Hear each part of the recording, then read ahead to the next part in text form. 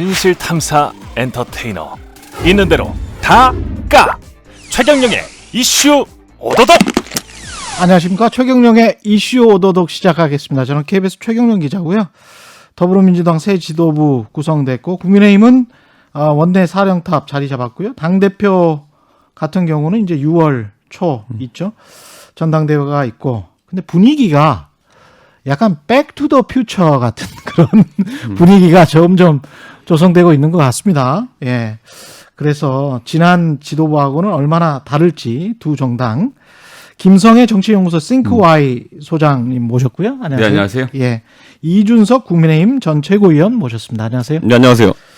제가 사실은 도로 영남당, 도로 네. 친문당 이 단어를 싫어하는 게 어떤 사람이나 어떤 당을 한마디나 한 단어로 규정하는 게 좋은 저널리즘이라고 생각하지를 않아요. 이거는 제 양심의 자유에 속하기 때문에 가급적 이 단어를 안 쓰고 어떻게 이 이야기를 할 수 있을까라고 생각해서 관련해서 국민의힘 관련해서는 좀 풀어본 게 영남일보에 이석우 전 국무총리 비서실장이 예. 박근혜 정부 때죠. 예, 이석우 전 국무총리 비서실장이 그 한마디로 이제 말이 안 된다. 탄핵 자체가. 그러면서 이런 내용이 나와요. 칼럼입니다. 외부 칼럼이니까. 영남일보의 사설은 아닙니다. 민주노총과 정교조 등이 선동한 반정권 반국가 촛불 집회. 촛불 집회를 이렇게 정의하고 있습니다. 박 전 대통령 탄핵은 애초부터 법치를 무너뜨린 것. 탄핵의 결과로 국가의 정상성이 무너져서 국가의 존립과 운영의 근간인 법치가 무너지고 그 직격탄으로 민생과 청년들의 미래가 무너졌다. 윤석열과 관련해서는 윤석열 전 총장과 관련해서는 그가 단순히 수사 기술자였는지 이 모든 과정을 해명하고 국가 리더십의 면모를 보여줄 수 있는지는 아직 의문. 뭐 이렇게 이야기를 하고 있습니다. 이게 일반적인 영남 정서고 혹시 국민의힘에 아직도 이런 생각이 있는 건지. 뭐 그런 어떤 얘기 하시는 분들은요. 예. 그 조국 수사가 윤석열의 권력을 주기 위한 어떤 거대 카르텔의 주구로서의 역할이었다. 뭐 이렇게 하는 거랑 비슷한 거죠. 뭐 그런 주장하는 분들이 있을 수는 있는데 예. 그게 주류 정서가 될 수가 있을까요? 전 힘들다 봅니다. 너무 그게 주류 힘들다. 정서라고 했을 예. 때는 지금 영남에서 윤석열 지지율이 그렇게 나오지 않을 겁니다. 그렇다면은 지금 언론에서 비판하고 있는 그 프레임이라고 이야기를 할게요. 도로 영남당에 관해서는 어떻게 생각하세요? 도로 영남당은 뭐 어쩔 예. 수 없는 거고요. 왜냐하면 지금 국회의원 비율 자체가 영남이 거의 한 70% 이상이고 서울에 있는 뭐 서울 지역 국회의원이 하던 영남 출신이 대부분이죠. 예. 그렇기 때문에 영남 색채가 강한 건 어쩔 수 없고 예. 도로 영남당이라기보다는 이제 도로 새누리당이냐 이걸 봤을 때는 예. 새누리당 시절 좋았죠. 네. 그러니까 도로 새누리당이 될 수 있다면 그렇게 하고 싶은 사람들이 많겠죠. 좋았다는 게 어떤 의미? 자, 국회도 과반 의석을 갖고 있었죠. 19대 기준으로. 예. 거기다 대통령도 대선 후보도 좋은 사람이 있었고 대통령도 먹었죠. 그거 외에도 이제 지자체 선거 같은 경우에도 뭐 인천도 이기고 경기도 이기고 서울은 계속 졌지만은 뭐 나쁘지 않은 상황이었죠. 그렇기 때문에 그런 어떤 과거 새누리당 시절의 정도의 노선만 가도 되지 않느냐라는 그런 사람들이 있어요. 예. 그러니까 새누리당 때 뭡니까? 새누리당 때는 그래도 아까 말했던 것처럼 영남 기득권주의가 좀 살아 있었어요. 그럼에도 불구하고 박근혜라는 강력한 대선 주자로 인해 가지고 다 뚫고 누릴 거 누렸다는 거예요. 그렇기 때문에 요 정도만 내줘도 우리가 이길 수 있지 않을까라는 인식이 영남 사람들, 영남 국회의원 중에 있는 거예요. 예. 그러니까 이 정도만 내줘도 되지 뭐하러 당을 다 개혁해 버리냐. 이준석 의원은 그렇게 생각 안 하시고? 저는 그 새누리당 정도의 중도화 노선만 가지고는 다음번 대선이든 다음 선거에서 이길 수가 없다. 이런 판단을 하는 거죠. 유권자 조상이 그 사이에 많이 변한 거고요. 예. 그때는 사실 19대 총선도 그렇고 대통령 선거도 그렇고 그냥 스펙트럼 상황은 지는 선거였는데 박근혜 대통령의 개인적인 카리스마 때문에 이긴 거예요. 둘 다 그 선거는. 예. 그렇기 때문에 지금 그런 게 없는 상황 속에서 비슷한 이념적 지향점을 가지고 간다? 실패죠. 예, 그거는. 김성애 소장님은 어떻게 생각하세요? 이 논란과 관련해서 이게 국민의힘이 재보궐선거에서 이기고 난 다음에 약간 지지율이 좀 떨어지고 있는 거는 사실이거든요. 네. 그게 이제 과거로 복귀하려고 하는 모습을 국민들이 이렇게 보고 이거 아닌 거 아니야? 중도 확장을 한다는 원래 약속이 틀린 거 아닌가? 뭐 안 가고 있는 거 아닌가? 그렇게 지금 판단하고 있는 겁니까? 어떻게 보세요? 아직은 그렇게까지 판단하고 있지는 않다고 봅니다. 예. 왜냐하면 이제 김기현 원내대표 당선된 것도 얼마 안 됐고 원내 지도부 예. 꾸린 게 얼마 안 돼서 이 사실 자체가 영향을 미치지는 않았다고 생각하고요. 예. 선거란 행위는 심판이거든요. 예. 그러니까 이제 유권자들로서는 스트레스를 푸는 거예요. 음. 그러니까 민주당이 뭐 이런 거 잘못해서 저런 거 잘못해서 못 알아듣는데 딱이 지금 세게 때린 거 아닙니까? 예, 그럼 그렇죠. 유권자들 입장에서는 좀 미안해지죠. 음. 그러니까 내가 민주당 미워서 국민의힘 지지했던 사람들이 그냥 다시 중도로 돌아오고 있는 상황이고 그래서 그냥 민주당에 대한 미안함도 좀 있고 이런 감정의 흐름이었다고 보는데 예. 그 이후에 이제 본격적으로 영남당 행보를 한 거 이제 김기현 의원이 본인이 만들고 있고 예. 이 흐름이 결국은 더 지지율을 떨어뜨리는 결과로 가게 될 거라고 봅니다. 지금 뭐 영남당 행보라는 거는 뭔가요, 구체적으로? 예를 들면 이제 추경호 원내 수석 부대표를 임명하는 걸 보면 이분 대구 분이죠. 예. 그리고 원내 대변인으로 2명을 뽑았는데 한 사람은 법학 박사. 예. 그리고 이분도 진주 출신이고 예. 또 다른 한 명은 비례대표지만 또 판사. 해서 본인하고 코드가 다 맞는 거야. 그러니까 예. 영남이거나 판사이거나 둘의 네. 범위를 벗어나는지 않는 사람들을 위주로 해서 본인 지도부를 꾸렸고 원래 영남 원내대표가 되면서 나는 이 호남 이런 데를 중용하겠다고 말을 했지만 실질적으로 아무것도 보여주는 게 없는 상태라고 봐야 되겠죠. 김기현 의원은 영남이면서 이제 판사 출신이고. 예, 그렇죠. 그리고 이제 강민국 대변인은 경남 진주시 의원인데 이분 또 법학 박사 출신이고 예. 전주의 의원도 또 판사 출신이고 이분들이 그러니까 입을 맡았고 원내 수석 부대표는 추경호 의원이 맡았고 이렇게 되면 이것을 보고 누가 이게 영남당이 아니라고 생각할까요? 예. 어떻게 보십니까? 표가 거기서 나왔다는 거를 이제 반증하는 것이죠. 실제로 아. 처음에 김기현 의원이 1차에서 예상보다 적게 나왔어요. 30표. 그렇기 때문에 그 알찬 30표가 어디서 나왔겠냐 했을 때는 그 코어가 영남이었다는 거죠. 예. 물론 나중에 이제 그 김태흠 의원과 이제 결선 투표를 거치게 되면서 그때 김태흠 의원은 안 돼라고 하는 표들이 싹 수도권표가 가서 붙어서 그런 거지 실제로 코어 영남 30표를 들고 있었다는 거죠. 예. 네, 그렇기 때문에 그에 대한 농공행상을 이제 하고 있는 건데 애초에 그 지지층이 코어였기 때문에 거기 나눠주면 나눠줄수록 코어가 이제 계속 이제 인사 명단에 들어가는 상황이 발생할 수밖에 없는 것이고. 근데 코어에 그렇게 집중하다 보면 당초 이야기했던 중도 확장은 좀 멀어지는 거 아니에요? 근데 이제 그건 선거라는 것이 작은 예. 선거든 큰 선거든 벌어지게 되면은 실제 역할한 사람들은 나중에 그렇게 하지 않으면은 다음 선거에서 본인의 그 지지세라는 게 안 보이거든요. 예. 어쨌든 나를 도왔던 사람들이고 실제로 이 사람들이 도왔으면은 그에 대한 뭐 적절한 보상은 있어야 되는 것이기 때문에 그렇게 나오는 것이고 저는 지금 저희가 원내 지도부와 당 지도부가 이제 원래 양립하면서 있어야 되는데 어쩌다 보니 저희가 전당대회가 좀 늦어져 가지고 김종인 위원장 퇴임한 이후에 그 당 지도부가 없는 상황이다 보니까 이 영남 몰빵 같은 느낌이 좀 날 수밖에 없는 그런 상황이지만은 전당대회 치르고 나면 그러진 않을 겁니다. 이걸 바로잡기 위한 당연히 반작용이 있을 것이고 그거의 가장 큰 수혜자가 이준석이 아닐까 이렇게 얘기하는 분도 있습니다. 네. 그러면 당대표가 되시면 네. 제가 믿어드리는데 네. 지금 분위기가 이준석 전 최고가 당대표가 된다기보다는 네. 어차피 그래도 주호영, 나경원 이렇게 간다고 치면 이건 또 이제 나경원 의원은 서울이긴 하지만 강성 이미지가 있고 말씀하신 법조인이란 말이에요. 주호영 의원은 영남이고 법조인이고. 셋 다 판사죠. 예. 예. 이렇게 되면 법조당이거나 영남당이거나 이렇게 된단 말이죠. 이준석 전 최고가 당대표가 되지 않으면 계속 그 불안감을 계속 증폭시켜야 됩니다. 그래가지고 이러다가는 법조당이 될지 모른다. 이러다가는 영남당이 될지 모른다. 예. 라는 것을 증폭시키면은 근데 그게 왜 불안한 건가요? 네? 영남당이 되는 것에 불안을 느낄 사람이 누군가요? 뭐 저도 정확히 뭐가 불안한지는 모르겠는데 그 민주당 쪽 평론가들이 계속 그러고 다니니까 되게 불안해 보여요. 아니 영남당이 된다는 것은 저는 영남 지역 의원들에겐 좋은 일이라고 생각해요. 지난 지역구 선출 기준으로 66.7%가 영남 의원들이었거든요. 영남 예. 지역구를 바탕으로 둔 의원들이 지금 여기를 잡고 있는데 또 하나 주목해서 봐야 될 것은 어쨌거나 국민의힘도 개혁하려고 21대 총선에서 영남 지역의 의원의 48%를 물갈이를 했어요. 초선 의원이 됐단 말이죠. 예. 즉 개혁이 있으면 가장 먼저 철퇴를 만든 데가 영남이에요. 그러니까 거꾸로 말하면 그냥 영남 지역당으로 갈 때만 내가 2024년에 한 번 더 국회의원 할 수 있는 길이 열리는데 2028년까지 내가 국회의원 할 것이냐, 2022년에 정권 교체를 할 것이냐를 완전 무기명으로 국민의힘 의원들 모두에게 물어본다면, 아니 뭐 전체 국회의원에게 다 물어봐도 좋아요. 예. 그럼 100% 내가 한 번 더 하는 게 중요하다고 생각할 거예요. 여야가 되는 건 나중 문제고 내가 되느냐 마느냐인데 예. 그렇게 놓고 봤을 때 개혁의 칼바람이 불어서 내가 내 자리를 뺏겨 그렇게 하는 것보다 그냥 66.7%의 영남 지역 의원들은 그냥 이대로 간다.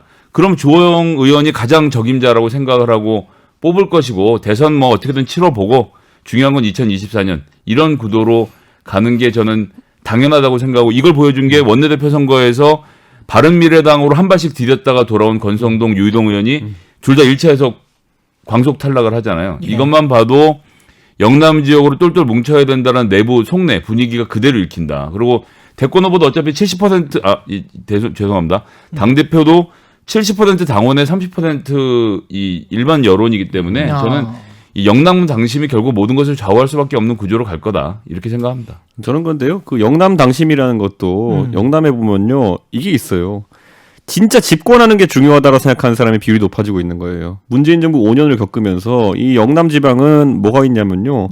대통령이 어쨌든 TK 출신이 아니다라는 것에 대해서 되게 불편함을 느껴하는 사람들이 있어요. 구조적으로. 예. 이게 좋고 나쁘고의 문제가 아니라 계속 본인들이 대통령을 배출했던 지역이라 생각하기 때문에 대통령을 배출하는 것이 진짜 중요하다. 예. 이렇게 생각해서 이번에 아까 제가 언급한 여론조사들 아니 문재인 대통령 부산 아니었어요? 그리고 통상적 그러니까 어쨌든 민주당 정당은 우리 정당이 아니라 생각하는 아니다. 거죠. 그러니까 어쨌든 통상적으로 예.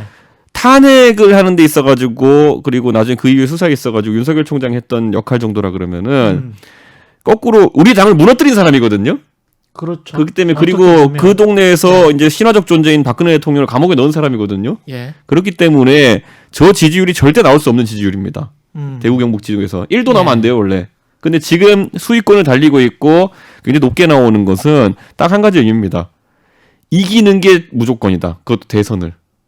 아까 말했듯이 이제 김성애 그 소장이 말씀하신 것처럼 총선에 대해서 뭐 의원들이 수싸움을 할 수는 있겠죠. 자기 머리 쓸 수는 있겠지만은 전당대회라는 건 결국 당원 투표. 저희 당은 그 대의원제가 없습니다. 예. 그렇기 때문에 대의원제가 있으면 민주당처럼 있으면 그렇게 해서 의원들이 대의원들은 자기가 임명할 수 있으니까 사실상 그 사람들을 통해서 한 30% 정도는 당심을 컨트롤할 수 있는 그런 길이 생기지만은 일반 당원 투표 아니면 뭐 기관 당원 투표 해보면요 거의 여론조사랑 다르게 안 나옵니다. 그렇기 때문에 아마 이거는 다만 이제 이런 거죠. 예. 여론조사인데 전국 단위 조사가 아니라 영남 단위 조사 뭐 이런 느낌으로 약간 당원 비율이 반영되는 것이고 그 사람들의 지금 머릿속에 들어있는 1번 과제는 대선을 이겨서 문재인을 쫓아낸다 이거밖에 없어요. 아, 근데 저는 거기에 딱 동의가 안 되는 게 지난번에 오세훈 시장님이 왜 대통령님 만나고 나와서 사면 얘기를 굳이 자기가 브리핑에서 하지 않습니까? 예. 우리 저 박 시장님 먼저 했지만 사실 나도 사면 되기 바랬다라는 이야기를 하는 게 이게 영남 당심에 호소하는 거거든요. 그러니까 그게 뭐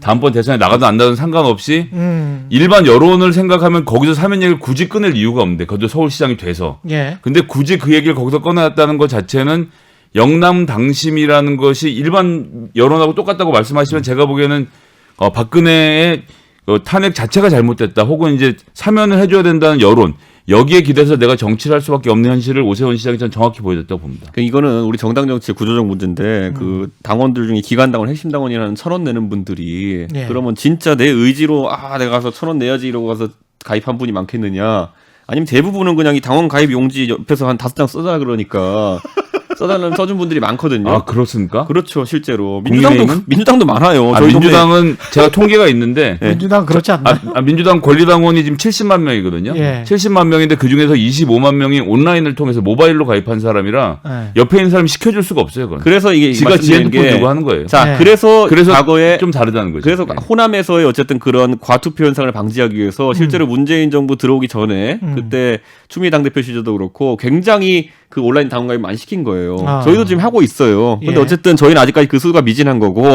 근데 온라인 당원 가입 못 시킨다니까요. 그게 앉아서 너 핸드폰으로 해봐 이렇게 못 해요. 아니요. 저 예를 들어 제 페이스북에도 홍보하고 많이 하거든요. 아예 뭐 그런 건 많이 보는데 가능하죠. 그런데 그 아까 말했던 지금 우리 당의 기반 당원들이라고 하는 거는 아까 말했듯이 구의원 나가고 싶은 사람이 100장 받아오고 이런 거예요. 그렇기 때문에 아까 제가 말했던 것처럼 영남 지역 여론조사와 거의 일치할 거다. 그 당심이라는 것이. 그러니까 영남 지역에 가서 대구에서 그냥 1,000명한테 전화 돌려가지고 한 거랑 우리 당원들 돌려서 하는 거랑 큰 차이가 없습니다. 한마디 부연하면 태극기 부대가 선도하는 영남 여론이다. 이렇게 근데 태극기 생각합니다. 부대가 지금 아까 근데 그게 저는 아까 이제 황교안 대표 당선될 때 생각해 보면은 예. 그땐 이 사람들이 똑같아요 심리는 문재인을 이겨야지. 그런데 황교안으로도 이길 수 있어. 이것 때문에 거기에 몰린 거고요. 예. 지금은 우리 적장자는 아닌 것 같은데 그리고 우리 오히려 칼을 들이댔던 사람인 것 같은데 윤석열도 찍을 수 있어까지 그 배고픔이 넘어간 겁니다. 예. 굶다 보면은 진짜 별게 다 맛있어 보여요. 그러니까 저는 지금 윤석열 총장으로라도 당선되면 좋겠다라는 심리가 갈수록 올라가는 그런 상황이기 때문에 예. 좀 다를 거다 이번 전당대회는. 전당- 이기는 사람이 장땡. 전당대회는 그러면 김웅이 되든 이준석이 되든 주호영이 되든 나경원이 되든 사실은 영남권 민심은 별 상관 안 할까요? 누가 되든지 간에 대중적으로 네. 저 사람이 있었을 때 대선 이기기 좀 유리하겠다라고 하는 사람한테 몰표 갑니다. 제가 봤을 땐 이거. 아, 그럼 누가 될 것 같아요? 그거는 두고 보시죠. 아니, 그 판세를 조금만 좀 이야기를 해주세요. 이준석 위원은 얼마나 유리하고 나머지 그거는 사람들은 얼마나 룰에 상당히 영향을 받습니다. 예. 그러니까 룰에 따라서 제 의지도 지금 바뀌겠지만 70, 30이라고 말했잖아요. 지금 이제 5대5까지 바꾸자는 얘기 나오고 있는데 아. 더 극단적인 상황이 나올 수도 있는 것이고 예. 그건 왜 그렇게 얘기하냐면은 음. 그 사실 예측이 거의 불가능하고 예전에 그 서울시장 보궐선거 전에도 여러 예측이 있었지만은 그 안에서 결국 선거 과정 중에서 되게 많이 바뀌었잖아요. 그렇죠. 전당대회도 거의 한 달 가까운 과정이기 때문에 예. 저는 뭐 재미있는 상황이 나올 거고 특히 컷오프가 재밌을 겁니다. 컷오프가 재밌을 것이다. 그러니까 3-4명을 컷오프를 할 텐데 예. 문제는 영남 같은 경우 아까 말했듯이 절대적인 머릿수가 많아요. 그래서 많은 분들이 나올 겁니다. 아. 주호영 대표 나오겠지만 조경태 의원도 있고 윤영석 의원도 오늘 출마 선언하신다 그러고 그렇죠. 그 네. 외에 지금 우리는 아무도 거론하지 않지만 자기는 꿈꾸는 분도 있습니다. 아, 조이준 의원도 나왔고. 예. 예. 조혜진 의원도 있고요. 음. 그런데 그런 분들이 다 같이 몰려 나오면은 영남 후보 제 생각에 8명, 9명 됩니다. 아, 그렇게 되겠네. 그게 돈만 내면 예. 나갈 수 있는 거기 때문에 그러면은 그 안에서 전부 다 국회의원들이면은 예. 소지역주의가 작동해요. 예. 아무리 누가 하더라도 우리 동네 출신이네 이렇게 하면은 표를 가져가거든요. 그래서 제가 봤을 때는 어부지리 모델로 이준석이 될 것 같은 가능성이 높습니다. 예. 이 비슷한 프레임으로 지금 접근되는 게 도로친문당 이야기예요. 민주당 이야기는. 근데 이제 김용민, 강병원, 김영배 최고위원 5명 중에서 이제 3명이 이른바 친문 핵심과 친문 핵심이다. 이렇게 이제 분류가 되고. 근데 송영길 대표는 비계파다 이런 이야기를 하는데 그 이야기도 좀 여쭤보겠습니다만은 수석 최고위원이 된 김용민 의원 같은 경우에 최경영의 최강시사에 나와서 문자 폭탄에 대해서 이렇게 이야기를 했습니다. 강성 지지자라고 표현될 수도 있지만 적극적으로 의사를 표시하는 지지자. 오히려 권장하고 그 의견들을 충분히 들어야 된다. 이렇게 이야기를 하니까 진중권 전 동양대 교수가 적극 권장할 일이라고 문자 폭탄을 이렇게 묘사한 김용민 더불어민주당은 더불어민주당의 유망주가 아니고 국민의힘의 유망주다. 이렇게 이제 비꼬았거든요. 그러니까 당신 때문에 중도 확장이 안 된다. 이거 똑같은 논리인 것 같아요. 그 진중권 교수 얘기의 뒤에 보면 뭐가 있냐면요. 예. 이준석은 민주당 도와주고 있는 거다 이렇게 돼 있어요. 아, 그렇게 돼 있어요? 예. 거기까지 못 봤네. 그러니까 그래가지고 참 그 예. 진 교수가 그냥 예. 제가 봤을 때는 거기 김용민 의원이 엑스맨이고 제가 엑스맨이라고 하는 것 같은데 예. 저는 큰 도움이 되고 있습니다. 제가 보기에는 뭐 도움 되고 있는 것 같은데. 야, 그래서 진중권 교수가 약간 예. 사감이 섞인 메시지를 김용민 의원과 고소전을 했잖아요 그때. 예. 예. 그렇기 때문에 그런 것 때문에 있는 것 같은데 저는 김용민 의원은 말이 약간 우려스러운 게 저도 지역구에 가보면은 별의별 얘기하는 사람 다 있거든요. 근데 진짜 저를 생각해서 뭐 좋은 의견을 내주시고 때론 비판도 하고 이렇게 하는 분들은 애초에 욕을 안 박습니다. 예. 근데 문자 폭탄이라고 해서 이렇게 보내는 분들은 시작이 욕이에요. 예. 어린 놈의 새끼가부터 시작해가지고 뭐 너는 뭐 학원 나온 거 맞냐 뭐 패턴은 똑같아요. 머릿속에 상상하는 수준 왜냐면 깊게 생각 안 하니까 깔려고 했을 때 그냥 나온 피상적인 거 까야 되니까 그렇게 딱 통일돼 있거든요. 그래서 제 문자 메시지 함에 언제는 뭘 차단했었냐면은 어린하고 하버드만 차단하니까 싹 사라졌어요. 그러니까 그 사람들이 어떤 굉장히 다양한 의견을 제공하고 이런 것도 아니에요. 그냥 누군가가 제 전화번호를 어디다 퍼뜨려가지고 좌표 찍고 욕박는 거거든요. 이거를 긍정적 의견이라 평가할 것 같으면은 김용민 의원님은 좀 그 사회과학을 공부하셔야 된다. 이게 어떻게 통계적으로 의미가 있는 얘기냐. 예. 예를 들어서 제가 지금 가가지고요. 최 기자님 핸드폰 번호를 어디다가 까고 예. 최 기자님의 발언을 약간만 왜곡해가지고 예. 여기다 욕 박아주세요 하면요. 예. 제가 한 500개는 꽂을 자신 있습니다. 그렇군요. 근데 그게 여론이 예. 아니잖아요, 그게. 예. 그러니까 그거에 근데 무슨 착한 대단한 사람이에요, 저는. 예? 예, 착한 사람이라고. 아 이거 착한 사람 이 상관 없어요. 욕박하면 끝이에요. 그냥 거기서 그걸, 그냥 잡혀 그걸 찍고. 여론이라고 생각할 정도로 네. 정신없는 민주당 의원들은 전 없다고 아니 생각하고요. 근데 김용민 의원 네. 같은 경우는 권장할 사안이다라고 이야기를 그러니까 이제 하는데 권장은 뭐 통신사 채권이에요. 왜 권장해? 실제로 받아보면 예. 실제로 뭐 카톡도 오고 오지 않습니까? 오면 예. 그 중에서 자기가 생각하는 내용을 적어서 보내는 사람도 굉장히 많이 있어요. 그러니까 이제 그 무조건 무작정 욕만 하는 게 아니고 대표적인 사례가 뭐 언제 있었냐면 박영선 의원이 청문회 할 때 그 최순실 청문회 할 때 앞에 우리 저 김기춘 실장이 앉아 있을 때였어요. 예. 김기춘 실장이 나 최순실 모른다 이렇게 얘기를 했는데 사실 알고 보면 한나라당 그 대선 경선할 때 이명박 박근혜가 다투는 과정에 김기춘이 앉아있던 그 영상이 있거든요. 예. 존재하는데 박영선 의원한테 문자 폭탄 보내려고 번호 따놨던 어떤 사람이 그걸 보고 박영선 의원한테 카톡을 보냅니다. 뭐 이러저러해서 이런 영상인데 이걸 확인해 보라고 보내서 박영선 의원이 그 카톡을 그러니까 차단하지 않고 받아서 그걸 보고 그 내용을 공개를 해서 김기춘 의원 그 자리에서 김기춘 비서실장을 그 자리에서 제압을 하거든요. 그래서 실제로 보내는 사람들이 생각처럼 이렇게 막 욕만 하는 것 뭐 이준석 최고님 뭐 그런 경험을 갖고 계시다면 뭐 굉장히 유감이지만 어쨌건 그렇지 않다는 게 하나 있고 더 중요한 건 뭐냐면 지금 민주당에도 어느 정도 마찬가지인데요. 이렇게 열성적으로 이야기하는 사람들이 문자를 보내거나 아니면 청와대 청원 게시판에서 글을 써서 10만 명을 넘기거나 이거 말고는 에너지를 분출할 수 있는 통로가 없는 문제가 있어요. 당원 게시판이라고 하는 것은 소수에 점령되어 있고 이 권리당원들이나 그 자당의 지지자들이 자기들의 목소리를 구체적으로 낼 수 있는 공간 혹은 이 목소리를 들을 수 있는 시스템이 준비가 안 돼 있는 것이 정당의 문제라고 생각해서 아니 그래 문자 폭탄 자꾸 얘기하는데 그 문자 폭탄 어떻게 하자는 건지 예를 들어서 문자를 3번 이상 보낸 당원들은 징계를 하자는 거지 뭐 별다른 대책은 사실 없거든요. 그래서 이 논의는 문자 폭탄이 옳으냐 그르냐로 물어보는 게 아니고 그러면 그러한 당원들의 욕구를 그 요구를 어떻게 해소해 줄 것이냐로 언론이 질문을 바꿔서 해야 된다고 생각하고요. 예를 들면 주관식으로 권리당원들에게 이 무엇인가 의제에 대해서 물어보고 그 답변들을 정리해서 발표하는 형태. 예. 그러니까 열린민주당 같은 경우 지난 총선에서 주요 공약들을 발표하고 이 중에서 당원들이 어떤 공약을 중요하게 생각하는지를 전부 다 물어봐서 그 답변을 얻고 또는 당신들이 생각하는 공약에 대해서 물어보고 그 공약을 받아서 정리해서 당의 정책으로 정리를 한 바가 있거든요. 이런 식으로 의사소통의 통로를 만들면 그런 쪽으로 긍정적인 에너지들이 몰리게 되어 있습니다. 단지 문자가 맞냐 틀리느냐로 논쟁하는 자체가 저는 좀 문제가 좀 있다고 봅니다. 저는 이제 뭐로 규정하느냐에 따라 가지고 문화가 바뀔 수 있다 이렇게 보거든요. 예. 동네 가보면요 원래 그냥 담벼락이에요. 누가 하나 쓰레기 버리기 시작하면 아 여기가 쓰레기장이라고 해가지고 우르르 막 쓰레기 쌓아놔요. 그렇죠, 그렇죠. 그럼 진짜 쓰레기장이 돼요. 예. 그러니까 결국에 문자 폭탄이라는 거를 뭐로 규정하느냐인데 제가 봤을 때 쓰레기장이에요. 그냥 보면은 저도 받아봤지만은 그 쓰레기장을 규정하면 되는 거예요. 여기다 쓰레기 버리지 마세요. 그렇게 하면 되는 건데 이게 무슨 뭐 민주주의의 소통의 방식이고 이렇게 하면요 그때 아 진짜 쓰레기장 맞네 하면 쓰레기를 버린다니까요. 그러니까 저는 그럼 만약에 정책 제안은 절대 문자로 못 합니다. 그럼 엄청 길어요 보통 보면은 네. 그런 것들이 있다 그러면은 다른 경로를 열어주면 되는 것이고 저 같은 경우만 해도 제 페이스북에 무수히 많은 사람이 드나듭니다. 팔로워가 10만 명이 넘어요. 예. 근데 거기서는 나름의 질서가 유지되고 있고 굉장히 저도 의견을 자주 청취합니다. 그 안에서 그게 뭐 숫자로 평가하는 게 아니라 글을 길게 딱 써가지고 조리 있게 말하는 분들은 저도 관심 갖고 읽거든요.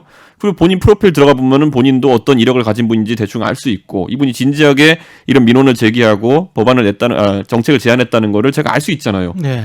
그게 아니라 제가 생판 보는 010의 모시기가 오면은 그 욕부터 받고 욕 박는 건 물론 옵션이지만은 이 사람에 대한 신뢰도 첫 번째로 제가 가질 수 없는 것이고 두 번째로는 보통 의미 있는 제안이라 할 정도로 긴 걸 보내지 못합니다. 자료 같은 것도 충실하지 못하고 그렇기 때문에 저는 충분히 다른 경로로 활용할 수 있음에도 여기가 쓰레기장입니다를 인정해줬기 때문에 다 쓰레기 버리고 가는 겁니다. 저는 조금 다른 게 이제 제가 정치연구소 싱크아이 소장을 하고 있는데 네. 정치연구소 싱크아이가 제 카톡 아이디를 공개하고 저를 카톡으로 친구로 해주세요 해서 패널을 모집을 했어요. 예. 그래서 12,000명의 사람들이 자기가 자발적으로 친구를 맺고 의사를 개진할 수 있는 통로를 열어놨고 뭐 모병제에 대해서 어떻게 생각하냐 출산율 저하에 대해서 어떻게 생각하느냐 물어보고 그 답변들을 듣고 하면 그 사람들 이제 제가 뭐 잘못하고 이럴 때는 욕도 하지만 평소에는 굉장히 진지한 정책적 제안들을 주거든요. 그렇게 저는 충분히 의사소통할 수 있는 구조를 만들 수 있다는 점에서 이 적극적으로 활동하는 당원들의 의사를 묻는 구조를 만드는 건 굉장히 중요한 일이라고 생각합니다. 저는 그래서 그 정도 아까 김성현 소장이 말씀하신 것처럼 김성현 소장에 대해 가지고 믿고 정치연구소 싱크Y에 등록을 하고 이 정도의 과정 거치는 것만으로 상당한 스크린이 되는 거거든요. 예. 지금 근데 문자폭탄이 동작하는 방식은요. 이런 거예요. 조홍천이가 이런 말을 했습니다. 다 같이 혼내줍시다. 여기 전화번호 여기 있습니다. 한번 한 통씩 보내주세요. 이거밖에 없어요. 그 안에 실제로 대다수는 조홍천이라는 사람이 어떤 상황 속에서 이런 발언을 했는지도 모르고요. 제안하고 싶은 생각도 없어요. 대통령 깠어. 너 아웃 이거예요. 그걸 무슨 긍정적인 의사소통이라고 합니까? 실제로 그렇습니까? 폭탄은 그런 거예요. 그러니까 아니 제가 소장님이 봤을 제가 때 문자 금지하자고 한 게 아니라 폭탄 금지라는 거예요. 폭탄 예, 금지. 문자 폭탄은 그런 식으로 보내는 경우들이 많이 있죠. 아, 그래요? 예. 그거는 좀 문제인 것 같은데, 제가 이 논란을 보면서, 지켜보면서 느꼈던 건 뭐냐면, 이게 문자폭탄의 이 프레임에는, 이제 이른바 보수신문들이 만들려고 하는 프레임은 아마도 이제 아까 영남당이라고 계속 이제 언론이 부르는 그 프레임하고 비슷한 것 같은데, 어떤 강경한 이미지, 강성의 이미지, 예. 그거를 이제 더 씌워서 애들이라고 표현해서 좀 죄송합니다만 이 민주당은 이런 이 문자 폭탄을 보내는 사람들에 의해서 좌우되는 정당. 그래서 굉장히 강경한 정당, 강성의 정당. 그렇기 때문에 중도 확장을 못하는 정당. 이런 이야기를 하고 싶은 거 아닌가 싶어요. 좌우되는데 송영길이 어떻게 당대표가 되나요? 그리고 아. 이제 김용민 의원 얘기하시는데 김용민 의원이 어떤 의미에서 친문이라는지 난 사실은 잘 모르겠어요. 모르겠다. 그러니까 김용민 의원이 문재인 대통령한테 전화해갖고 이 정책은 이렇게 했으면 좋겠습니다 상의할 수 있는 사람인가요? 아니면 문재인 대통령이 영입했으니까 친문? 그러니까 친문이라는 정의도 거기 지금 거론하시는 사람들마다 다 컨텍스트가 다른데 그렇겠지. 그냥 뭉뚱그려서 아니면 이 당에 지금 어쨌거나 40%의 지지율을 요지부동으로 유지하고 있는 문재인 정부 아래에서 친문이 아닌 사람을 찾는 게 더 어렵다. 그래서 그러니까 문재인에 반대하지 않으면 다 친문으로 묶어놓고 친문당이라고 하는 것은 이제 일단 구조가 안 된다고 생각하고 예. 김용민 의원이 1등한 것은 조금 전에 말씀드린 이제 70만 명의 민주당 권리당원 중에서 25만 명이 모바일을 통해서 가입했고 3분의 1이 호남, 3분의 1이 수도권, 3분의 1이 기타 지역인데 이 중에서 25만 중에 10만 명 정도의 열성 지지자들이 김용민 의원을 선택했을 가능성이 있어요. 7명 중에 1명을 고르는 거니까. 예. 그렇게 해서 1등은 예를 들어서 김종민 의원도 한번 했고 박주민 의원도 했고 그런 식으로 골라지지만 2, 3, 4, 5등은 그렇게 안 되거든요. 그래서 친문이 당을 장악하고 있다 혹은 그 문자에 의해서 민주당이 움직인다라고 하는 것은 제가 보기엔 크게 근거를 찾을 수 없다. 원래 그 김용민 의원도 제가 봤을 때는 친문이 아닙니다. 골수 친문이 아닙니다. 예. 그렇게 할 만한 누구예요? 그럼 대단한 골수 친문이? 그러니까 대단한 이력을 가지고 있지 않고 제가 봤을 예. 때는 그게 뭐 김용민을 무시해서가 아니라 정치 참여한 지가 최소한 홍영표 의원 정도는 돼야 친문이라고 나가서 얘기를 하죠. 정치 참여한 지 정도가? 얼마 안 네. 되었고 그 전에 네. 이력이라고 하는 건 저희가 다 알지만 변호사 활동할 때 뭐 그렇게 당파성을 세게 가진 것도 아니었고 거의 고마워할 만한 일이 있는 것도 아니고 근데 그거는요 어느 정권이나 비슷한 게 제가 굳이 분류해드리면요 조원진 의원이나 김태흠 의원도 그 친박 서열 랭킹에는 못 들어요 제가 봤을 때는. 그런데 그 안에 예를 들어 아까 말한 서병수 의원이라든지 뭐 과거에 좌장 역할을 하던 김무성 대표라든지 이런 분들이 오히려 서열 랭킹은 높아요 친박에서. 예. 그러니까 우리가 친문의 어쨌든 강도를 따질 때 하는 것처럼 아까 홍영표 의원이 말씀하신 네. 것처럼. 예. 그런데 대중적으로는 조원진 의원이나 김태흠 의원이 굉장히 열성적으로 활동하셨잖아요. 아. 청와대와 입장이 맞는 부분이 많았고. 그렇게 보이는 거구나. 그러다 보니까 나중엔 조원진 의원 같은 경우에는 탄핵 네. 이후에 태극기 부대를 이끄는 상황까지 간 거잖아요. 그러니까 이게 약간 차이가 있습니다. 국민들이 예. 봤을 때는 저분이 진짜 저 안에서 실세구나, 실권을 휘두른다를 파악하기 힘들어요. 그러다 보니까 매스컴에 가장 그런 메시지로 노출되는 분들이 저 사람이 우리 대표자구나 이렇게 인식되어가지고 표 많이 나오는 경우가 있는 기본적으로 거예요. 친문이라고 하면 문재인 대통령하고 직간접적으로 뭐라도 상의할 수 있는 사람 정도는 돼야 뭐 친문이라고 부르지 뭐 지금의 친문 기준으로는 하면 아닌 사람은 모르겠어요. 약간 다른 게 있는 거예요. 문재인과 친하다가 친문이라 그러면 그건 아니고 예. 다만 그 문재인 대통령을 사랑하는 저는 문파라 표현하고 밖에서 문파라고 표현하는 예. 그분들이 좋아하는 사람 정도의 개념입니다. 친문파 제가 표현하면. 그러고 이제 그건 사랑은 움직여서요. 항상 바뀝니다. 사랑은 움직이고 사람도 움직이고. 그럼요. 예, 그렇긴 하죠. 송영길 대표 같은 경우는 뭐라고 정의할 수 있습니까? 그건 독잡하죠. 복잡하다. 예, 자기 혼자 힘으로 일궈왔고 자기 예. 혼자 힘으로 여기까지 온 사람이라고 보기 때문에 친문이다 따질 근데 지금 언론에서 규정하는 규정대로 하면 대통령 선거 총괄 선거본부장을 한 건 사람 아닙니까?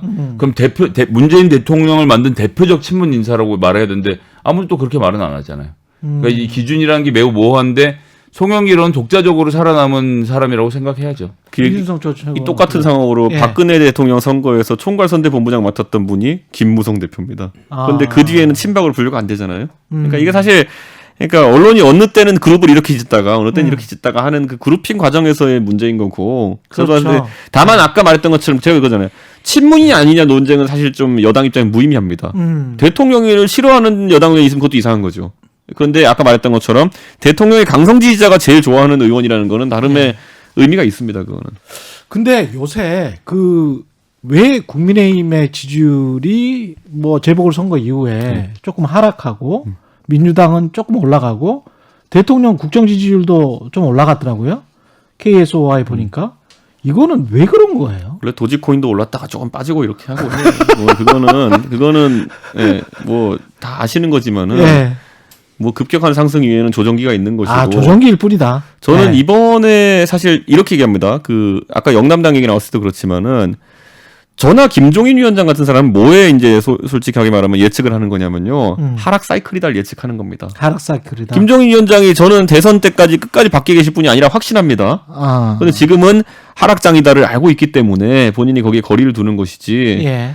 그러니까 그거는 사람이 어떻게 반전시킬 수 있는 변수가 아니에요. 지금 보면은. 그러니까 기술적 우리가 만든 기술적 하락 이런 얘기 하잖아요. 예. 기술적 하락기가 될 수밖에 없습니다. 지금은. 왜요? 우선 선거가 있을 때 이게 집중도 높아지고 너무 올랐기 때문에. 그래서 선거 끝나면 그리고 내보따리 내놓는 사람들이 당연히 나오는 겁니다. 아. 그러니까 선거 전에는 한마디도 안 하던 사람들이 선거 이기고 나니까 갑자기 탄핵 사면 얘기하고 이러잖아요. 그러니까 이거는 선거 전에 그 말하면 죽는다는 거 알고 있기 때문에 안 한 거고 예. 선거 끝나니까 슬슬 늘상 하던 거 해야 되고 이런 사람들이 나오는 거는 구조적인 문제입니다. 본전 생각나는 거. 만약에 내일 또 선거 예. 생기잖아요? 그럼 또 아무 말도 안 해요 또 그러면 그런 것들. 그러니까 이거는 좀 뭐 참 어린이들 같이 정치인들이 예. 예, 삐지고 이러면 자기 얘기 좀 하고 싶어하고 이런 경우가 생기는데 지금이 딱 그 타이밍입니다. 그 송영길 당대표 같은 경우도 당대표 되신 다음에 이승만 박정희 명역 참배하고 직접 이제 썼단 말이죠. 아주 긍정적으로 평가를 하면서 이런 것들도 어떻게 보면 상승기를 막고 싶다. 상승기에 조금 더 어떻게 좀 끌어당겨보자. 뭐 이런 전략인 건가요? 어떻게 보세요? 국민들이 보기에는 저거 따기 때렸더니 정신 차렸구나 이런 생각을 하겠죠. 예. 그래도 뭐가 좀 바뀌는구나. 예전과 태도가 다르구나라는 생각을 하는 게 한 측면이 있고 예. 송영길은 굉장히 영리했다고 생각하는 게 박정희 묘역 참배하면서 뭐 근대화 어쩌고저쩌고 해서 이제 좋은 평가를 써놓고 밑에다가 굳이 5.3 민천 민주화 운동 기념 일에 이렇게 적었어요. 아. 근데 아시겠지만 5.3 인천 민주화 운동은 민주화 운동이 아니라 사실 거의 이 혁명에 가까운 이 전민항쟁 수준의 86년의 일이었고 예. 300명이 잡혀가서 120명이 구속당하는 이 희대의 사태였는데 예. 이거를 지금 박정희 대통령 방명록에서 적고 나온 거예요. 예. 그러니까 항상 양쪽의 그러니까 긴장감과 균형을 유지하겠다라는 입장을 같이 전 적어놓은 것이라고 보고요. 그래서 그런 태도를 취하는 것도 중요하고 또 한편으로는 결국 저는 하반기는 백신하고 경제가 쥐고 흔들 문제라고 보는데 그렇죠. 보수 언론이 백신 문제에 대해서 저렇게 집요하게 공격하면서 아스트라제네카가 이러쿵저러쿵 얘기하는 게 지금 미국 화이자 맞고 화이자 백신을 맞은 다음에 사망하신 분 보고된 것만 3,800건이 넘습니다. 제가 한번 오프닝에서 이야기했어요. 예, 네. 이 3,800명 사망건에 대해서 다루지 않는데 우리나라 이제 집요하게 다루는 것은 하반기에 백신을 망쳐지는 것 외엔 방법이 없다고 보는 거고 문재인 예. 대통령 지지율이 다시 치고 올라가는 것은 경제 지금 지표 좋게 나오죠. 그리고 백신 지금 300만 무사히 맞췄고 상반기에 1,300만만 맞추겠다는데 이거 맞추고 나면 국민의힘이 이제 공격할 거리가 없어지거든요. 예. 이런 상황이 돼서 하반기에는 지금과는 또 완전히 다른 정치적 지형에서 부딪히게 될 거라고 봅니다. 그런 상황이면 민생을 챙기고 나가는 게 당연히 맞죠. 어떻게 보세요? 지금 말씀하시는 대로 되면은 민주당 같은 경우는 굉장히 유리한 고지를 점하게 되는데. 뭐 저희는 복잡하게 생각할 거 없고요. 예. 저희도 나름 과학적 모델로 분석을 하고 있는데요. 예. 저희 당의 통계청장이 계십니다. 아, 그렇죠. 그렇죠. 유경준 의원이 통계청장 출신인데 저희가 또 분석한 결과 예. 하반기에 예. 그 재산세 고지서 나오면 끝난다. 아, 재산세 고지서 나오면 네, 끝난다. 끝난다. 그렇기 때문에 재산세 네. 고지서 자 보시면 압니다. 이제 예. 서울에 집 한 채 가진 사람들 또는 뭐 경기도 때 집 한 채 가진 사람들이 자기한테 세금 고지서가 200~300만 원씩 오른 재산세 고지서가 나온다? 예. 그러면 그거는 다른 어떤 이야기로 커버가 불가능합니다. 도대체 제가 어떤 경제 세금 백신 부동산에서 부동산 얘기 일부러 안 했는데 딱 꺼내서 하시네요. 예. 그러니까 저는 조세 문제 같은 경우에는 그러다 보니까 민주당에서 처음에 뭐 선거 끝나고 나가 자기들끼리 분석해가지고 20대 남성 잡겠다고 뭐 병역 문제 좀 얘기하고 예. 그 다음에 또 한 개 얘기한 게 뭐냐면은 종부세 이야기했죠. 종부세나 예. 부동산세 재산세 기준 상향이라든지 이야기하고. 이런 거 예. 얘기한 거잖아요. 그래서 저희는 또 빗장을 거는 겁니다. 아. 자, 부동산 세금을 낮추는 방법은 두 가지가 있어요. 세율을 낮추든지 공시지가를 낮추든지 됩니다. 근데 저희가 오세훈 시장은 또 그걸 아니까 뭐 했습니까? 공시지가 낮추자라는 제안을 오세훈이 먼저 했어요. 그거는 이 정치의 약간 그 무림 세계에서 알박기들을 다 하고 있는 겁니다. 이거는. 예를 들어 민주당에서 그러면 병역 문제에 대해 가지고 예. 우후죽 순격으로 이렇게 나온 거는 그럼 그 사람들이 진지하게 뭐 고민해서 나온 거겠어요? 아, 이게 아젠다가 될 거니까 먼저 박아놓자. 라는 거거든요. 가덕도 신공항 때 어땠어요? 둘 다 서로 박으려고 난리 쳤잖아요. 그 알박기 하려고. 그렇죠. 저는 예. 지금 근데 이 둘 다 부동산 난리친 건 아니고 민주당이 끌고 가니까 어쩔 수 없이 국민의힘이 대구 경북 근데 버리고 쫓아온 거죠. 저랑 하태경 의원은 그것 때문에 거의 막 싸울 뻔했어요. 왜냐면 막 부산시장이 막 들이미니까 그거를. 그런데 저는 솔직히 그런 측면에서 지금 민주당은 아무리 뭐 백신이 뭐니 얘기해도 저희는 오히려 전장은 백신이 아니라 보고 있습니다. 예. 백신은 어차피 야당이 컨트롤할 수 있는 부분도 아니고 다만 부동산 관련해 가지고는 민주당이 굉장히 큰 곤욕을 치를 거다. 세금 때문에. 근데 6월 재산세 나오기 전에 그래서 뭐 홍익표 의원 같은 경우는 그런 이야기 하거든요. 그 전에 한번 세율을 조정을 해야 되는 거 아닌가. 그래서 그런 거구만요. 그러니까. 그럼에도 불구하고 일단 종부세는 건드리지 않는 쪽으로 지금 일단 거의 그렇죠. 정하고 있는 상태고요. 뭐 네. 그리고 서울이 이제 기준을 놓고 보면 절반은 집이 있고 절반은 집이 없잖아요. 이런 문제도 고려해야 되고 종부세 부과 대상이 전국 인구 기준으로 3.4%고 서울 인구 기준으로 한 16% 정도 된다고 보는데 그렇죠. 문제는 종부세를 걷느냐 마느냐 있다고 생각하지 않고 그리고 종부세를 내는 분들은 뭐 재산 형태에 따라서 국민의힘을 또 지지하시는 분들이 많기도 했고 어쨌든 중요한 건 그 돈 어떻게 쓸 건데 여기에 대해서 해답을 제대로 내놓는 게 중요하다고 생각합니다. 이제 우리나라도 예. 정당이 증세에 대해서 당당하게 얘기하는 대신 그 증세로 무엇을 할 것인지까지 비전을 보여주면 전 이걸 먹힐 수 있다고 생각합니다. 저는 저한테 만약에 누가 돈 주면은 제가 민주당의 그 논리 만들어드릴 자신이 있습니다. 예. 근데 그거 갖고 되는 게 아니라 고지서 나오면 끝이라니까요. 제가 뭐 아까 말씀하신 것처럼 논리 만들어드리려면 제가 돈 받고 만들어줄 수 있어요. 근데 그 고지서 나오면요 어떤 변명도 안 통해요. 이 세금을 좋은 데 쓰겠습니다. 안 통해요 그거는. 그러니까 그거는 지금 방송에 나오면서 우리가 치고받을 수 있지만은 고지서 안 나오게 하는 거 외엔 답이 없어요 민주당에서는. 근데 재산세를 섣불리 낮췄다가 부동산 가격이 올라버리면 지금 상황보다 안 그래도 많이 올라서 지금 세율 두 가지 말씀하시지만 세 번째 방법은 세금 낮추는 방법은 부동산 가격을 떨어뜨리는 것도 있습니다. 그렇죠. 그건 못하는 걸로 증명됐고. 예, 뭐 해봐야죠.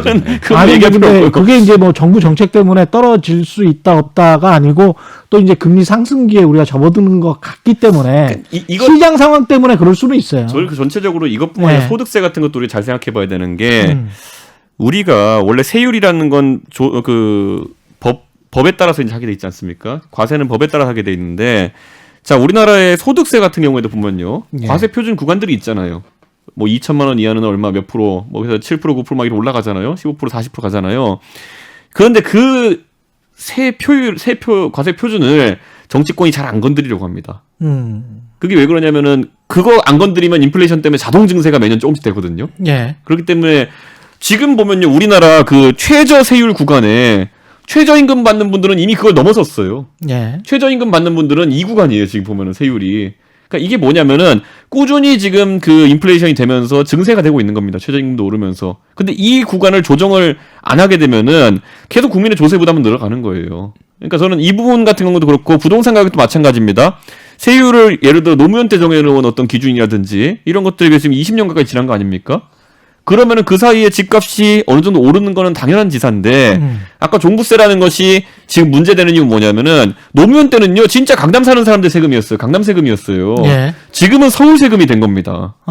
서울의 끄트머리인 상계동에 지하철 종점에 살고 있는 사람들이 종부세를 걱정해야 될 때가 왔다는 거는 이건 다음에는 수도권 세금이 될 거고요. 예. 그다음에 전 국민 세금이 된다는 겁니다. 이게 그러니까 굉장히 지금 이제 범위가 넓어지고 있는 것 때문에 문제 되는 거예요. 강남 세금이잖아요? 아무 문제 안 생겨요, 지금. 강남에서 뭐 누가 1억 원에 2억 내든지 간에 국민 대다수 여론 안 바뀌거든요. 지금 여론이 크게 바뀌는 이유는 뭐냐면은 이미 서울 세금이 된 거예요. 서울과 뭐 분당 정도까지 들어가는 예. 서울과 분당 세금 정도가 된 거예요 지금. 그러면 인구수가 상당하긴 하죠. 근데 가구의 16%만 종부세 부과 대상이라는 점을 다시 한번 말씀드리겠습니다. 뭐 서울 종부세는 그렇죠. 전역으로 예. 퍼졌다고 하긴 아직도 맞지 않는 숫자라고 생각을 하고요. 뭐 이것은 감내하고 넘어갈 수밖에 없는 문제라고 생각합니다. 예.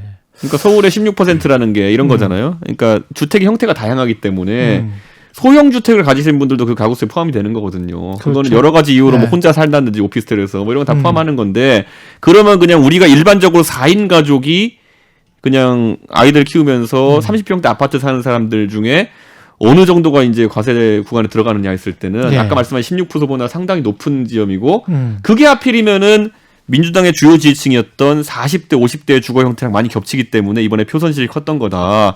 그래서 민주당에도 멍청이들만 있는 거 아니까 알기 때문에 이번에 그걸 그 세금 고지서 나오면 끝난다는 걸 알기 때문에 선거 끝나고 계속 이 얘기하는 겁니다. 이게 보니까 제가 그 경제적으로는 유심히 관찰을 해보니까 월급쟁이하고 또 입장이 달라요. 유자산자, 유주택자 월급쟁이하고 자영업 중에서 유자산자 같은 경우에 건보료랄지 직원들 월급 주는 거랄지 직원이 없다고 할지라도 혼자서 한다고 하면 여러 가지 지금 4대 보험 관련해서도 그렇고 이게 확 오르긴 하더라고요. 그렇죠. 그래서 그 사람들 같은 경우는 그게 이제 몇백만이 되기 때문에 그 사람들의 세금 종합적으로 특히 이제 국민보험까지 포함하면은 연 뭐 수백만 원 단위로 올라버리기 때문에 그게 그 사람들은 굉장히 짜증이 난다고 하더라고요. 그러니까 저는 네. 논리는 계속 이제 만들 수 있는데 고지서는 무조건 막아야 될 거다. 그거는. 네. 뭐 별다른 뭐 첨가하실 말씀은 없고요. 예. 건강보험 관련돼서 이 자산 기준을 폐지하고 소득 기준으로 일원화하는 개혁을 이미 했었어야 되는데 민주당이 시기를 놓친 게 매우 저는 안타깝다고 생각합니다. 그렇죠. 예. 강남 부장들을 위한 건가요? 퇴직한 강남 부자들을 위해서 그런 법을 만드시는 거예요? 아니 자산 기준으로 하는 나라가 없고 우리나라에 지금 건강보험공단에 들어오는 1년에 1,100만 건의 민원 중에서 900만 건이 저도 그냥 나오는 대로 말한 게 이렇게 네. 하면은 그렇게 된다는 거예요. 민주당 내에서 어떤 비판이 있을 거냐면은 네. 그렇게 하면 가장 수혜자가 누구겠습니까? 재산 많은 퇴직한 강남 부자. 그렇지. 예. 그러니까 이게 말을 위한 말을 계속 우리가 만들고 있는 거긴 한데 사실은 세금 문제가 아니고 자영업자들 입장에서 봤을 때는 중소기업들 입장에서 봤을 때는 건보료예요, 건보료. 건보료가 굉장히 커요. 4대 보험 그쪽이 굉장히 크고 그리고 이게 지금 윤석열 전 총장 이야기 등판 문제 있지 않습니까? 언제 하느냐? 제가 이런 이야기도 들었는데 정경심 교수 재판 관련해서 재판이 그 1심 재판의 결과와 거의 비슷하게 나올 때까지 그걸 보고 있는 거 아니냐 그런 관측도 나오던데 그거는 약간 아닌가? 정동설인데 정동설입니까? 정경심 교수 측 입장에서 정경심 교수 입장에서 지구가 돈다라고 할 때 그런 얘기 나오는 거죠. 아니 왜 김우겸 의원 같은 경우에 이게 지금 PC 2대를 증거 목록으로 제출을 했지 않습니까 검찰이? 전 몰라요. 예, 근데 관련해서 그랬는데 네. 이게 검찰의 증거가 꼭 그 맞는 것 같지가 않다. 재판 과정을 보니까 지금 항소심 재판이 네. 그런 이야기가 지금 나오고 있고 그런 것 때문에 물론 이제 재판 결과는 끝나봐야 알겠죠. 근데 이제 그런 것들을 다 면밀히 보고 있는 거 아닌가. 결국 이제 초점은 윤석열의 등판 시기입니다. 근데 왜 항소심에서 이 얘기가 나오는지 우리가 살펴볼 필요는 조금 있는데요. 예. 검찰이 변호인단에게 포렌식 증거를 안 넘겨줬어요. 안 넘겨주고 버티면서 1심을 해버리는 바람에 변호인 측은 그 PC가 어떻게 됐는지도 모른 채 1심 재판을 그냥 뜬 눈으로 지켜봤어야 됐고 예. 뒤통수를 맞았는데 해놓고 보니까 나중에 이제 이쪽에서 하드를 받아서 보니까 검찰이 IP 기록 중에서 이것이 정경심 교수 자택에 있었다는 기록들 리스트를 쭉 제출을 하고 중간에 한 1년 정도 공란이 있는데 이 공란 때 범죄를 2013년에 저질렀다라는 것이 검찰의 주장이었거든요. 예. 근데 알고 봤더니 이 비어있던 공란인 2013년에 다른 IP 주소가 존재한다는 것을 이번에 변호인이 찾아냈어요. 맞아요. 그러니까 예. 검사는 재판을 맡아서 공판을 진행하고 기소를 담당한 사람이지 너는 나쁜 놈이니까 죽어야 되라고 이 사적 제재를 할 수 있는 사람이 아니거든요. 그러니까 피고에게 유리한 증거이든 원고에게 유리한 증거이든 모든 것을 공개하고 재판을 할 의무가 있는데 일단 이 의무를 저버렸다는 점에서 증거를 인멸했다. 예. 이게 첫 번째 문제라고 보고요.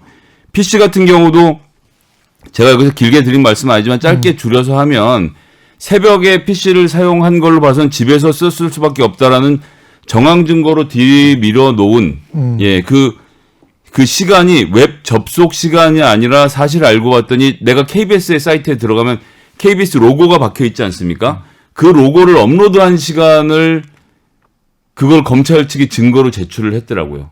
웹 모디파이드라고 해서 이제 어려운 단어들이 막 나오니까 판사들이 모르고 넘어갈 거라고 생각하고 정경심 교수가 접속한 시간이 그 뒤쪽 열에 있었음에도 불구하고 정경심 교수가 들여다본 파일의 업로드 시간을 배치를 해서 새벽에 정경심 교수가 집중적으로 사용한 걸로 봐선 이게 집에서 쓴 거다라는 증거로 제출했다는 점에서 이거는 판사를 기망한 거죠. 이렇듯 기본적인 증거 체계가 무너지고 있는 점에 대해서 김의겸 의원도 지적을 한 것이고요. 예. 여기에 대해서는 좀 언론이 관심을 가지고 팩트 체크를 좀 해줄 필요가 있지 않느냐. 라고 생각을 합니다. 저 왜 제가 이거 관심 별로 없냐면 되게 예전에 많이 들었던 얘기 어디냐면요. 이거 5년차, 4년차 분 있는 분도 있거든요. 그 태블릿은 최순실의 태블릿이냐.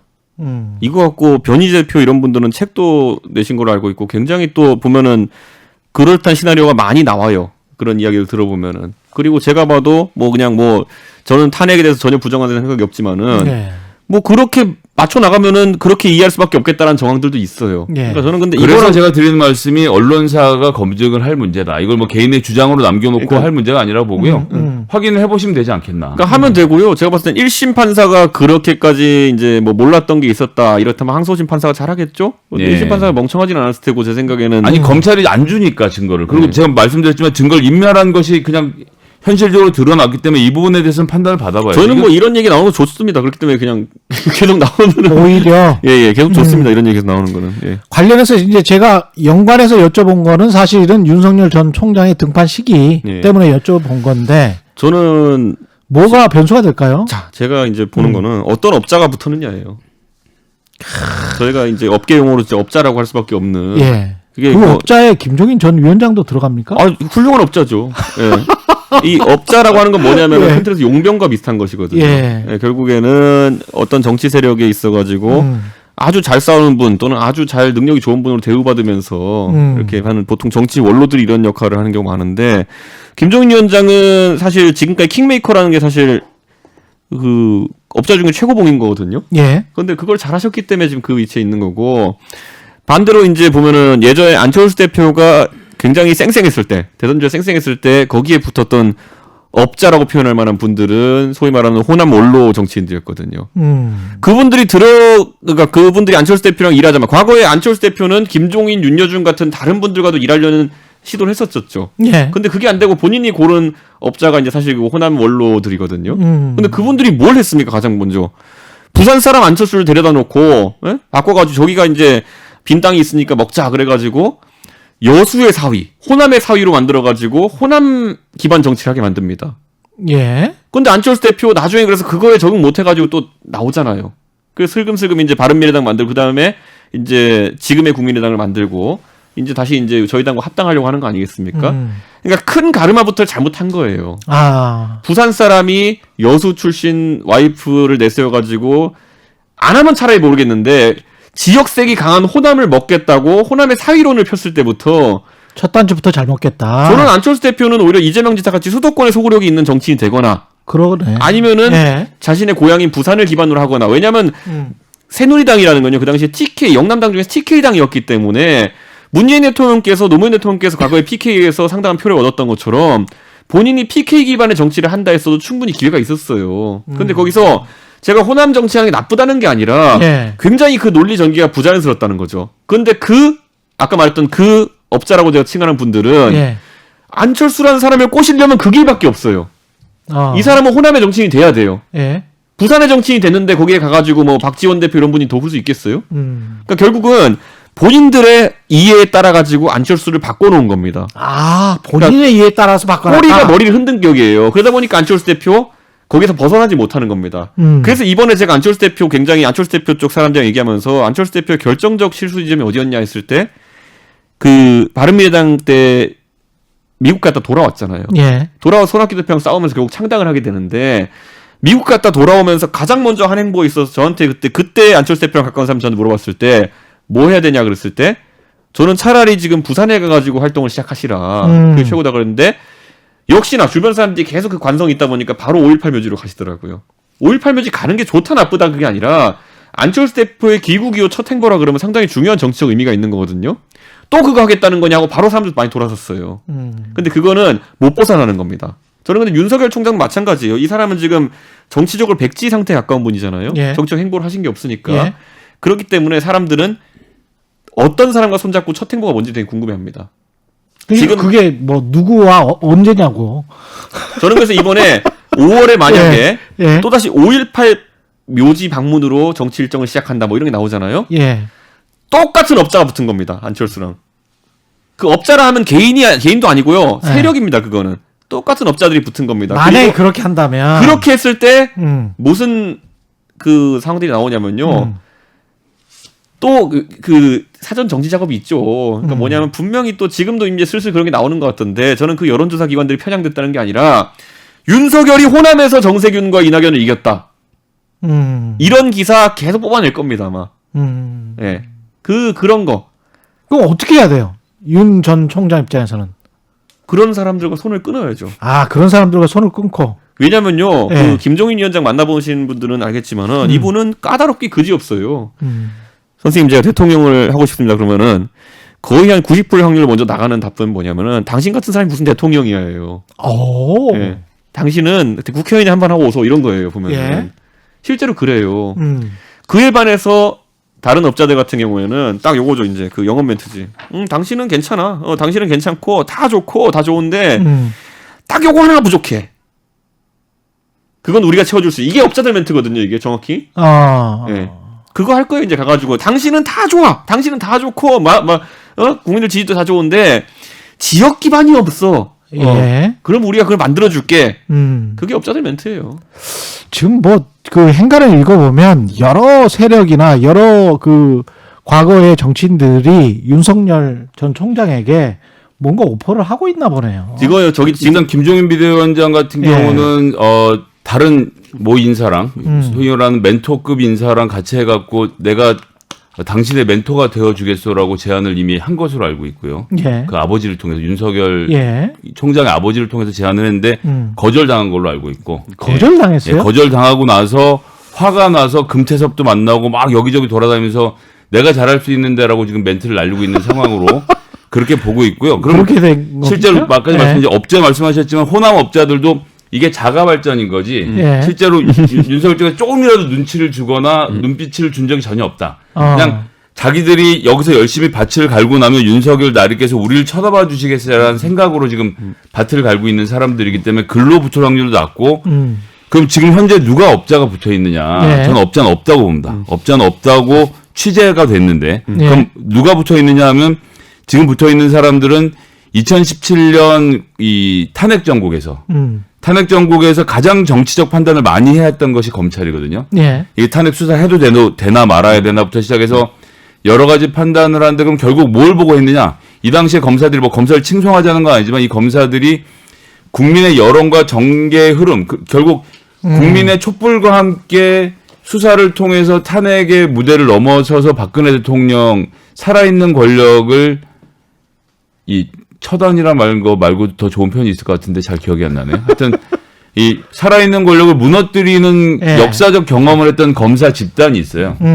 이 집단이 지금 현재로서는 그 어느 집단보다도 날이 벼려진 상태인 거죠. 예. 그래서 윤석열이 실제로 상의하고 있는 것은 검사 출신의 변호사들과 검사들을 중심으로 해서 지금은 나갈 타이밍을 찾고 있는 거고 거기에 플러스 법조 출입 기자들과의 네트워크. 예. 그래서 필요할 때마다 기사를 하나씩 잊어먹지 않도록 던져주는데 지난 보궐선거 기간을 쭉 보면서 저는 꽤 자제력이 높다. 그러니까 윤석열 본인도 그렇지만 그 참모 그룹이 자제를 잘 시키고 있다라고 판단을 했고요. 예. 그러니까 이건 기존의 여의도 문법으로 하고 있는 것이 아니라 검찰의 문법으로 하고 있는 거로 봐서 이후에 이 검찰 세력에서 한 번 더 외연 확대를 누구랑 어떻게 할 것인지가 결국은 승부를 가리게 될 것이라고 보고 예. 거기에 대해서 몸이 다른 김종인 비대위원장이 예를 들면 원희룡을 만나서 3달 안에 승부 안 내면 즉 3달 안에 날 영입하지 않으면 너에게 미래는 없다. 이런 얘기들을 막 지금 던지면서 여러 그룹에서 지금 구애를 하고 있는 상황이 아닌가 저는 그렇게 보고 있습니다. 그거예요. 그러니까 지금 업자가 가져야 될 필수 덕목은 무엇이냐면요. 예. 진짜 제3지대론을 할 것 같으면은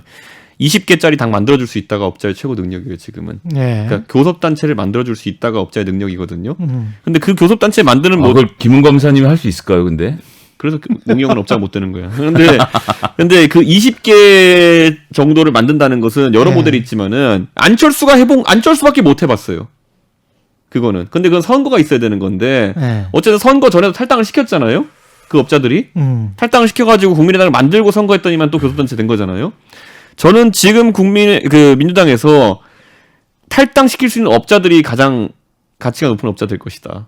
국민의힘에서가 아니고요? 양쪽에서요, 둘 다. 네, 국민의힘에서 많이 나갈 것 같은데. 저는 국민의힘에서 많이 나갈 것 아니, 같은데 못 나가게 된 상황이 이번에 원내대표 선거해 보니까 권성동, 유희동이 떨어졌거든요. 그러니까 수도권 같은 경우는 지금 뭐 이준석 최고위원도 계시지만 수도권 지역위원장들은 오세훈 되는 거 보면서 야 이거 우리한테도 미래가 있다. 내가 다음번엔 될 수 있겠다라는 희망에 부풀어 있는데 빡 주호영 또 김기현 이렇게 해서 영남당 만들어지면 수도권 지역위원장들은 야 이렇게 되느니 차라리 그러네. 광해에 나가서 죽자. 아니요, 라고 생각할 수 있는데 저는 좀 전에 말씀드렸지만 이 권성동 요 케이스를 보니까 야 이거 나가면 저는 그냥 죽겠다. 저는 싶은 생각하고 제가 있겠지. 바른정당 출신이기 때문에 그 느낌을 본다면은 예. 반기문이 우물쭈물하면서 거기서 나가 있던 사람들 완전 세된 걸 경험했기 때문에 예. 윤석열 같은 모델을 움직일 사람 거의 없습니다. 거꾸로. 아니 그러니까 김문 검사가 등장을 해야 본드가 딱 붙는 거죠. 아니 어쨌든 근데 그러고 그다음에 이제 거꾸로 이제 민주당 사람들은 오히려 그 이번에는 180이라는 덩어리가 되면요. 그 안에 5만 사람 다 있는 겁니다. 180명 정도 되면은. 오히려 저희는 100개밖에 없고 그중에 비례 빼면 80개밖에 없는 거고 60개가 영남이거든요. 그럼 오히려 나가고 싶은 동료는 더 있을지 모르겠는데 나갈 게 없어요, 지금. 가진 게 없어 가지고. 근데 민주당은 가진 게 많다 보니까 180 안에 들어보면요. 제가 이름을 거론 하면 죄송하지만은 조홍천, 박용진도 있고 다 있거든요, 보면은. 그러니까 아니 박용진 의원은 당 무너지기 전에 안 나갈 전 안 한명 나간다고 뽑아라고 박용진. 본인이 이야기를 당 했어요. 무너지면 나간다는 얘기잖아요. 그러니까 예전에 네. 그 정동영 예. 정동영 후보가 대선 후보가 되겠다고 아니 생각했을 때 심상정 의원이 윤석열 칭찬했다고 같은 진보당 출신의 박용진까지 그렇게 할 거라고 저는 좀 그게 너무 나가셨다. 저는 박용진이 나간다는 얘기가 아니라 정계 개편이 있을 수 있어요 민주당에서. 그러니까 그게 개별 탈당을 얘기하는 건 전 절대 아니고요. 다만 그건 약간 윤석 바람 아닙니까? 바람. 아니요 그러니까 예전에 정동영이 그랬잖아요. 결국에는 노무현 정부가 내력으로 가기 시작하니까 결국 한 업자들이 주축이 돼가지고 그 당시에 대통합 민주신당 만드는 거 아닙니까? 예. 대통합 민주신당에 누가 있었죠? 김종인 위원장 있었죠. 근데 그렇게 해서 엄청나게 깨졌는데 정권 다 내주고 그랬는데 그거 또 할까? 원래 인간은 예. 같은 실수를 반복합니다. 그럴까요? 네. 인터넷에 유명한 짤방이 있어요.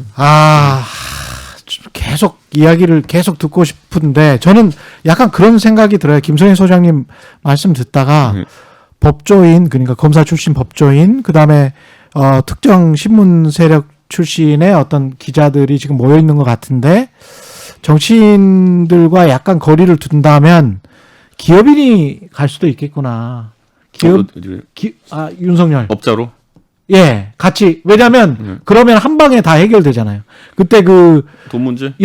이준석 전 최고가 이야기했던 한 200억 정도의 돈 문제랄지 여러 가지가 해결이 되고. 근데 그 기업인이라는 게, 그러니까 그 정치에다 200억씩 끌어댈 수 있는 기업인들은 진짜 성공한 기업가 이런 게 아니라요. 정치로 이득 많이 볼 수 있는 기업가들이 그런 걸 많이 해요. 아니, 근데 제가 말씀드린 이제 기업인이라는 게 어떤 쪽인지는 아실 것 같고요. 예. 같이 이제 술 드셨던 분들도 계실 수 있을 것 같고 뭐 이렇기 때문에 그럴 가능성은 없습니까? 같이 술 드셨던 분이 그때 관상도 같이 보셨다고 그러던데.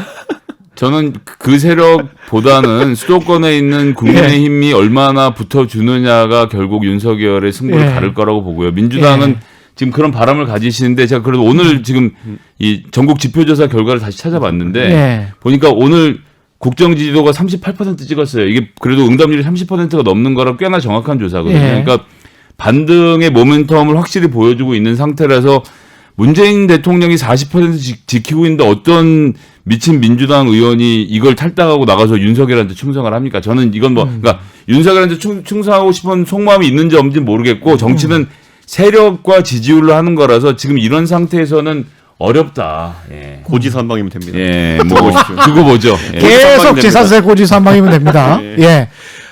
홍준표 의원님은 복당해서 뭐 이렇게 좀 기회를 한 번 더 드려야 되는 거 아니에요? 저는 자유롭게 해도 된다라고 이제 제가 말씀드리고 있는데요. 제 말이 의미가 있는 상황은 아니니까요. 홍준표 대표님께서 저의 당선을 위해서 얼마나 뛰느냐에 따라서 다르지 않을까요? 대표가 되면 자유롭게 복당할 수 있다.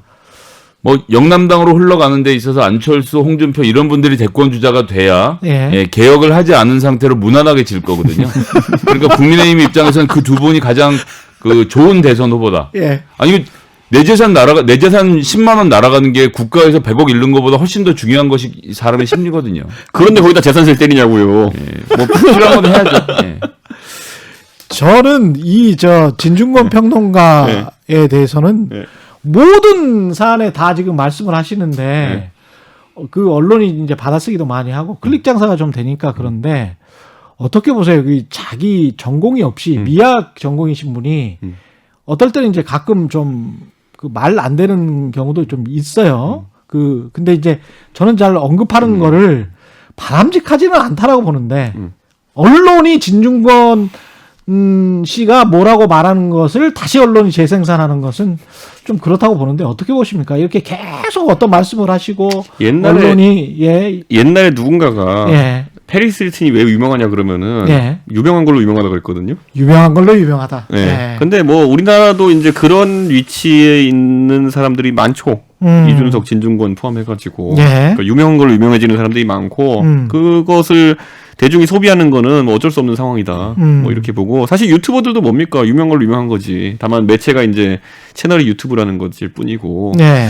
저는 진 교수가 지금까지는 공동정선을 저희 당과 펼 이유가 많았기 때문에 좀 이런 발언을 자제해 왔었고 앞으로는 본인이 공동정선을 펼치기 좀 어렵다고 판단하는 것이 아닐까. 네. 본인이 이제 조국 장관이랑 각을 세우고 동양대 문제 이런 것 때문에 그 이후에 이제 선거에서도 어쩔 수 없이 그것의 연장선상에서 치러지는 선거였기 때문에 그렇게 적극적으로 활동했다 보고 앞으로는 다만 좀 활동 영역이 넓진 않을 것이다. 저는 이렇게 봅니다. 예. 네. 왜냐하면 이게 농객이라는 것도 어떤 덩어리가 받쳐줘야지만이 계속 가는 것인데 특히 정치적 메시지 같은 경우에는 그런데 덩어리가 예를 들어 없거든요. 지금 제가 봤을 때는 386의 문제를 해결하겠다고 386이 설치는 것처럼 세상에 꼴보기 싫은 게 없는데 예. 그냥 딱 그 정형을 보여주고 있다는 점을 하나 지적을 하고 싶고요. 예. 한 달 좀 넘었던 것 같은데 법치주의가 무너졌기 때문에 윤석열이 대통령을 해야 된다라는 그 어떤 선언을 예. 중앙일보에 두 면을 털어서 퍼스펙티브라고 본인이 이제 매주 예. 연재하는 게 있는데 그걸 통해서 아주 구애를 세게 했어요. 그러니까 예. 문재인 대통령을 돕고 싶었으나 이 소위 말하는 문바들이 나를 외면했고 그것으로 받은 상처 이번에 환갑 넘기 전에 한 번은 꼭 대통령의 참모가 되고 싶다라는 꿈을 키우는 것 같고요. 그래서 국민의힘과 함께하기보다는 윤석열 대통령 만들기를 위해서 이것이 사회 정의를 구현하는 것이고 우리나라의 법과 질서를 바로잡는 행위로 그 이론적 배경을 제공하는 그런 예. 책사가 되고 싶은 꿈을 드러낸 이상 열심히 하시기 바라겠습니다. 열심히 하란 이야기야. 열심히 해야 꼴이 우스워지니까. 예. 뭐 근데 사실 이러나 저러나 결국 결론은 그런 과정을 통해서 강연이 많이 들어오거든요. 예, 야. 수입이 보장이 되기 때문에 예. 뭐 윤석열이 대통령이 되면 좋고 예. 안 돼도 그만이고 뭐 그렇겠죠. 정말 싫어하시는구나. 예, 그만하도록 하겠습니다. 김성애 정치연구소 싱크와이 소장이셨고요. 이준석 국민의힘 전 최고위원이었습니다. 고맙습니다. 네, 감사합니다. 저희는 이슈 오도독 단단한 껍질에 쌓여있는 궁금한 이슈를 들고 다음 시간에 다시 돌아오겠습니다. 고맙습니다. 진실 탐사 엔터테이너 있는 대로 다 까. 최경영의 이슈 오도독.